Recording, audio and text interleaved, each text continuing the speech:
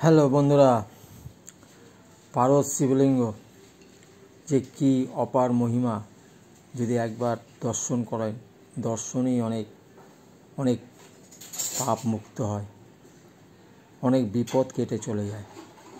আর ঘরে প্রতিষ্ঠিত করতে পারলে তো রেজাল্ট আপনারা হাতে নাতে সবই পাবেন। তো পারদ শিবলিঙ্গ ঘরে প্রতিষ্ঠিত করুন, সব সমস্যা দূর করুন। শিবরাত্রিতে পারদ শিবলিঙ্গ প্রতিষ্ঠিত করবেন। শিবরাত্রিতে পারদ শিবলিঙ্গ প্রতিষ্ঠিত করুন। সমস্ত সমস্যার সমাধান পারদ শিবলিঙ্গ করতে পারে।